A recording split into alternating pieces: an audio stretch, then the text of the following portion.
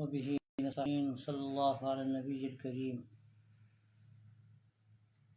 عن النعمان بن بشير رضي الله عنه قال سمعت رسول الله صلى الله عليه وآله وسلم يقول إن الحلال والحرام بين وبينهما مشتبهات لا يعلمهن كثير من الناس فمن اتقى الشبهات استبرأ لدينه وعرضه ومن وقع في الشبهات وقع في الحرام كالراعي يرعى حول الحمى يوشك أن يرتع فيه ألا وإن لكل ملك حمى ألا وإن حمى الله محارمه ألا وإن في الجسد مضغة إذا صلحت صلح الجسد كله وإذا فسدت فسد الجسد كله ألا وهي القلب.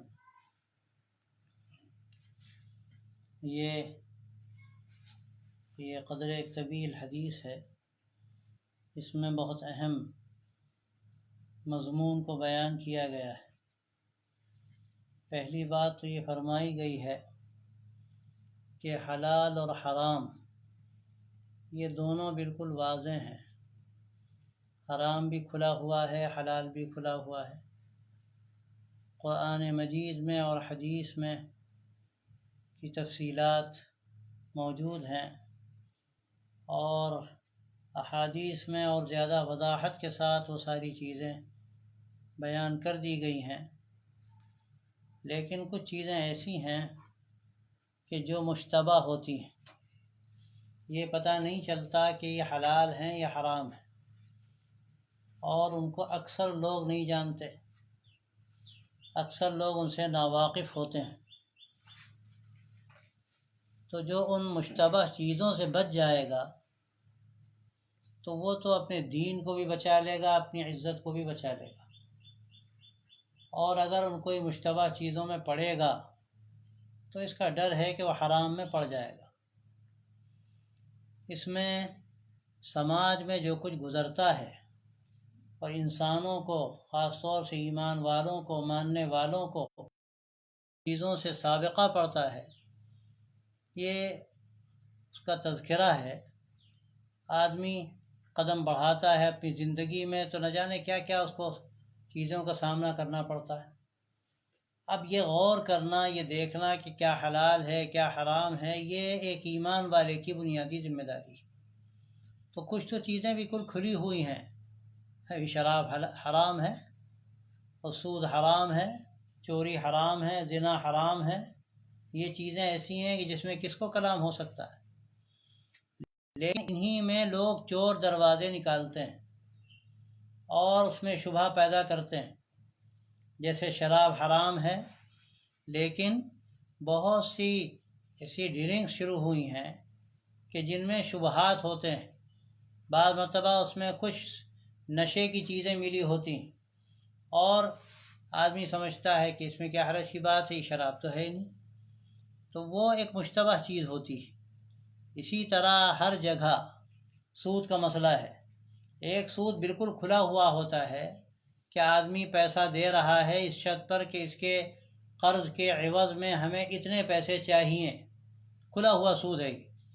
یہی سود ہے بینک میں، آپ پیسے جمع کرتے ہو، وہ آپ کو پیسے دیتے ہیں، یہ بھی سود ہے. لیکن اس میں بہت سے لوگ شبہ پیدا کر دیتے ہیں. اس میں جو ڈپازٹ کرتے ہیں لوگ پیسہ، اس میں بہت سے لوگ ہیں جو شبہ پیدا کرتے ہیں، کہہ رہے یہ کوئی سود نہیں ہے، یہ تو کاروبار میں لگاتے ہیں. لیکن ظاہر ہے اس میں جب تعیین کر دی گئی کہ جو پیسہ تم دے رہے ہو اتنا فیصد ہم تمہیں دیں گے، فیصد جہاں آ گیا وہاں کیا ہوا؟ وہاں وہ تجارت تو رہ نہیں گئی. بھئی تجارت میں تو اونچ نیچ ہوتی ہے، آج فائدہ ہے کل نقصان ہے، آج زیادہ فائدہ ہے کل کم فائدہ ہے. اس ترتیب کے ساتھ کوئی اگر نفع دے رہا ہے تو اس میں کوئی حرج کی بات نہیں. لیکن جب وہ تعیین کر دی گئی تو اس کو تو سود کہتے ہیں. اور اس کے علاوہ بہت ساری شکلیں سود کی آج کل ایسی پیدا ہو گئی ہیں کہ لوگ ان کے جواز کی باتیں کرنے لگتے ہیں، ان میں شبہ پیدا کرتے ہیں. یہ ساری چیزیں مشتبہات میں شامل ہیں. اور حدیث میں صاف صاف کہہ دیا گیا کہ اگر کوئی مشتبہ چیزوں میں پڑے گا تو پھر وہ حرام میں پڑ جائے گا، پھر اس کا بچنا مشکل ہو جائے گا. ایسی نہ جانے کتنی چیزیں ہیں، چھوٹی بھی اور بڑی بھی۔ آدمی کاروبار کرتا ہے، دکاندار ہے، دکانداری کرتا ہے، تو اس میں کس طرح سے ہمیں دکانداری کرنی ہے اور اس میں کن چیزوں کا خیال کرنا ہے، کس امانت داری کے ساتھ کام کرنا ہے، اور جو ہمیں جو چیز بیچنی ہے اس میں کوئی ذرا سا بھی عیب ہے، اس عیب کو کس طرح سے ہمیں کھول کر بیان کر دینا ہے، یہ کتنے لوگ اس کا خیال کرتے ہیں۔ اور وہ کاروبار کرتے ہیں، اس میں تعویلیں کرتے ہیں کہ ارے زمانہ بدل گیا، اس زمانے میں کہاں ایسا کاروبار چلے گا، ارے زمانہ بدل گیا۔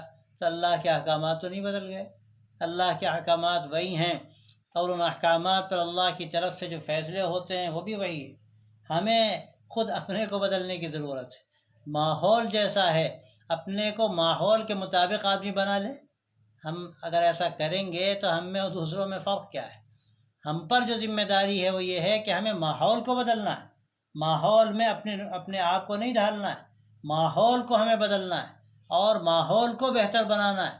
اسلام نے جو نظام زندگی دیا ہے، اس نظام زندگی سے بہتر آدمی سماج کے لیے کون سا نظام پیش کر سکتا ہے؟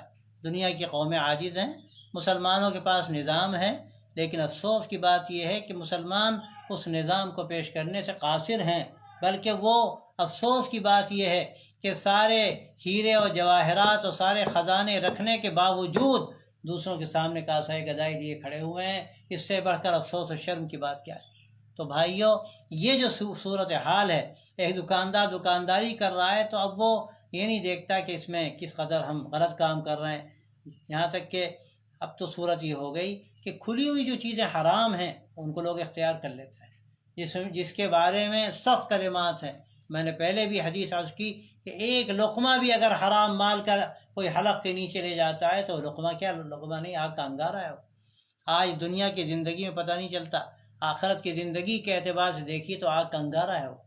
تو یہ حرام جو آدمی کھا رہا ہے وہ آگ کے انگارے کھا رہا ہے، وہ جہنم سے اپنا پیٹ بھر رہا ہے، اس کا کیا نتیجہ ہو؟ اسی طرح مشتبہ جو ہے چیزیں ہیں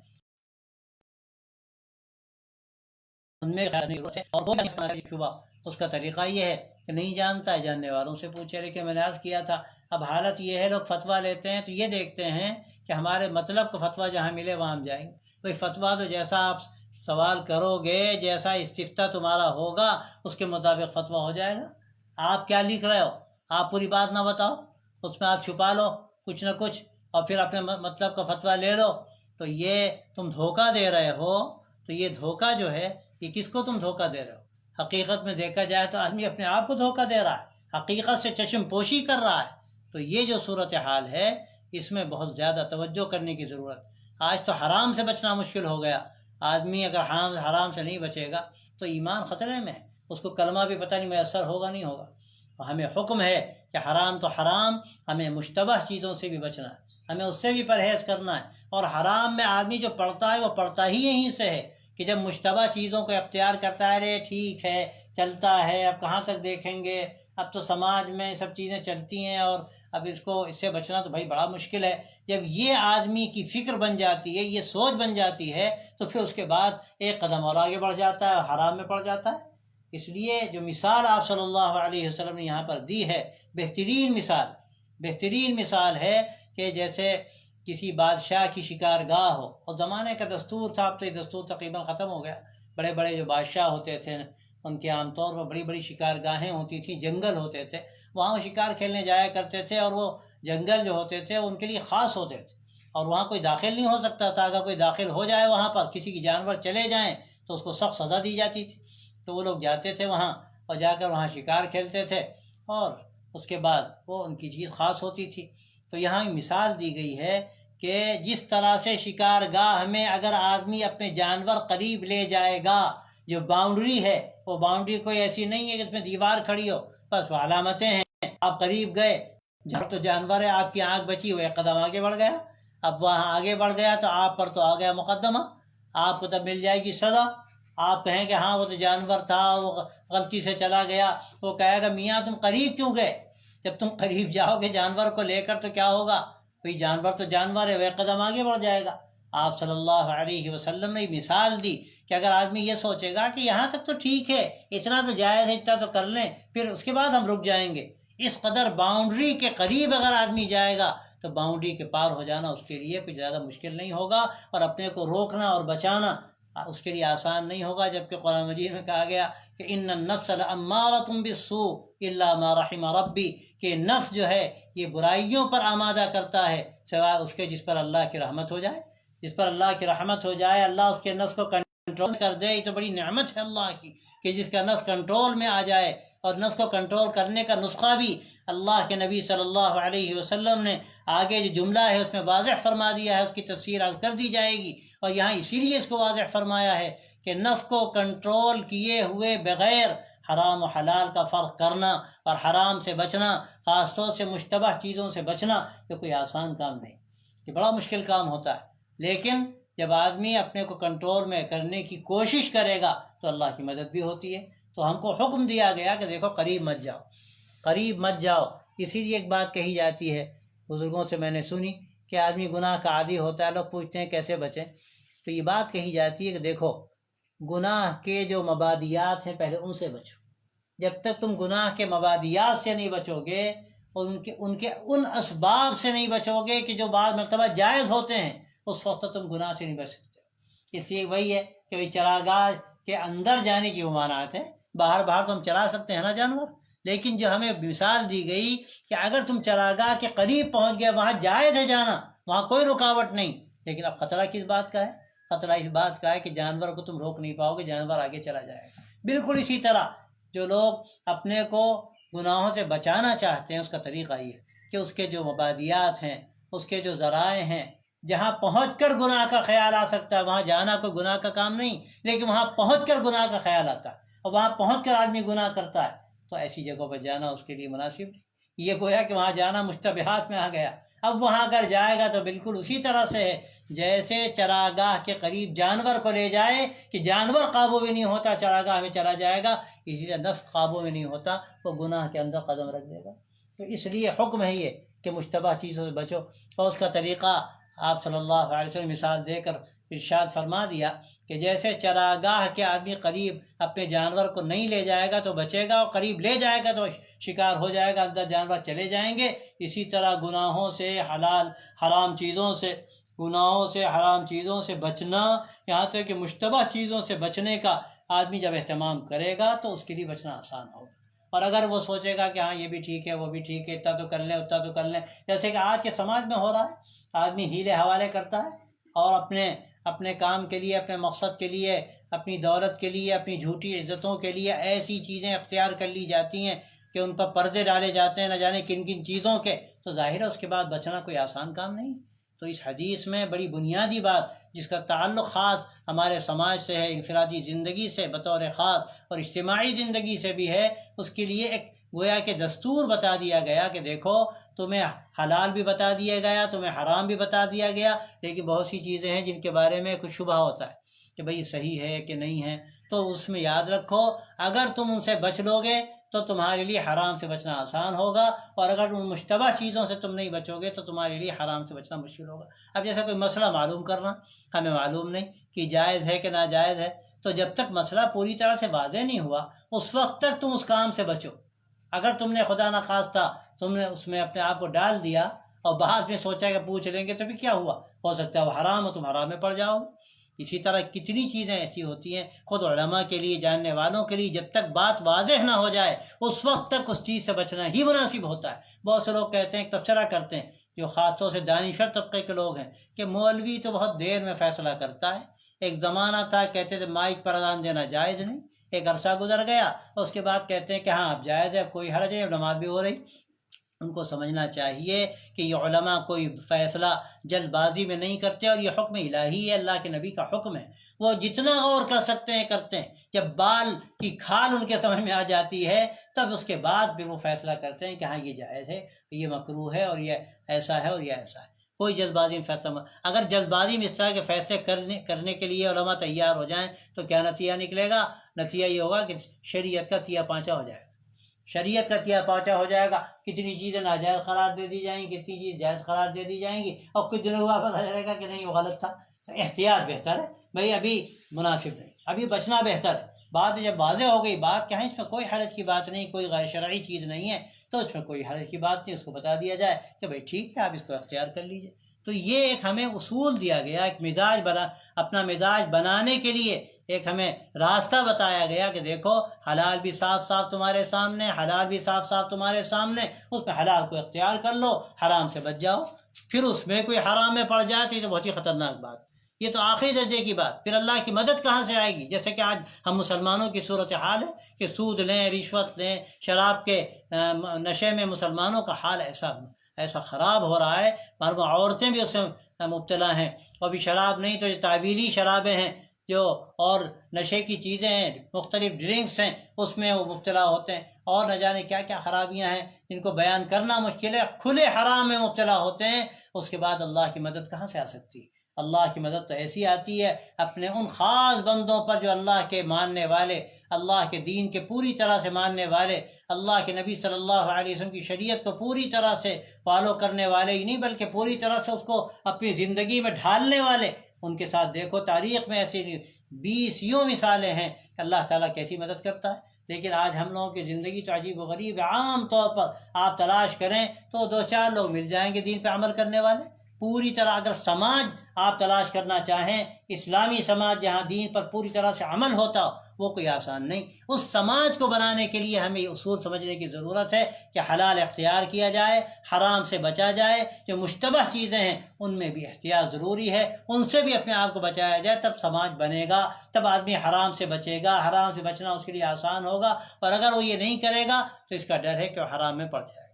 تو یہ جو ہمیں اصول بتا دیے گئے، ان اصولوں کو سمجھنا ہمارے لیے ضروری ہے۔ اگر ان اصولوں کو ہم سمجھ کے چلیں گے تو ہمارے لیے انشاءاللہ راستے کھلتے چلے جائیں گے، اور اگر ان اصولوں کو ہم پیش نظر نہیں رکھیں گے تو پھر ہمارے لیے دشواریوں کا ہمیں سامنا کرنا پڑے گا۔ تو یہ مثال آپ صلی اللہ علیہ وسلم نے دی کہ جیسے چراگاہ ہوتی ہے بادشاہ کی، کہ اس میں اگر قریب آدمی جائے گا تو اندر چلا جائے گا، وہ ایسی جگہ چلا جائے گا جہاں اس کو روکا گیا کہ وہاں قدم نہ رکھنا، اگر قدم رکھو گے تمہیں سزا ہوگی۔ اسی طرح اگر آدمی حرام کے قریب چلا جائے گا یہ سمجھ کر کہ اتنا تو جائز ہے، تو پھر اس کا نتیجہ یہ ہوگا کہ وہ حرام میں پڑ جائے گا۔ جیسے جانور کو روکنا ناممکن ہے، اسی طرح نفس کو روکنا بھی ناممکن ہے۔ ان النفس لامارۃ بالسوء، اس لیے کہ نفس تو آدمی کو برائی کی طرف ہی لے جاتا ہے۔ تو اس مثال سے ہمیں سبق لینے کی ضرورت ہے، اور اپنی زندگی کا جائزہ لینے کی ضرورت ہے کہ ہم کون سے کام ہیں جو ہم کر لیتے ہیں اور نہیں سوچتے کہ یہ صحیح ہے یا صحیح نہیں ہے، بلکہ ہم ذرا سا اغماس کرتے ہیں، چشم پوشی کرتے ہیں، تو یہ غیر شرعی طریقہ ہے۔ جو اللہ والے لوگ ہیں ان کی زندگی مشتبہ سے مشتبہ کوئی چھوٹی سے چھوٹی چیز ہو اس سے بھی وہ بچتے ہیں، اور اس کا نتیجہ یہ ہوتا ہے کہ اللہ تبارک و تعالیٰ ان کو پاکیزہ زندگی عطا فرماتے ہیں، ان کی دعائیں قبول ہوتی ہیں۔ حدیث میں آتا ہے کہ قبول ہوتی ہیں، سخت ہوتی ہیں جب آدمی کا لباس بھی حلال پیسے سے ہو، اس کا کھانا پینا بھی حلال ہو۔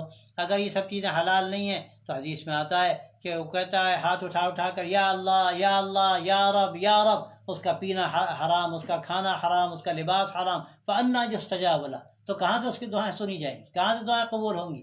ہم لوگوں کا حال یہی ہے کہ ہم کہاں کہاں جاتے ہیں، کہاں کہاں کھاتے ہیں، ہمارے پاس کیا آتا ہے کیا نہیں آتا، اس کی تحقیق کرنے کی بھی ضرورت نہیں پڑتی۔ تو نتیجہ یہ ہے کہ پھر ایمان کے اندر وہ کیفیت نہیں رہتی، اللہ سے وہ جو محبت و تعلق کا ایک ذوق ہونا چاہیے وہ ذوق باقی نہیں رہتا، اور زندگی ایک دوسرے راستے پہ چلی جاتی ہے۔ تو اس میں خاص طور سے اہتمام کی ضرورت ہے کہ آدمی حرام سے بچے، مشتبہ سے بچے، مشتبہ مال سے بچے، مشتبہ اعمال سے بچے، اور اپنی زندگی کا مستقل جائزہ لیتا رہے، تو انشاءاللہ اللہ کی مدد بھی ہوگی، اور ہمیں ایک اچھی زندگی اللہ تبارک و تعالیٰ نصیب فرمائیں گے۔ وآخر دعوانا الحمدللہ رب العالمین۔ اس حدیث میں جو آخری جز ہے وہ اہم ہے، اس کا انشاءاللہ کل تذکرہ کریں۔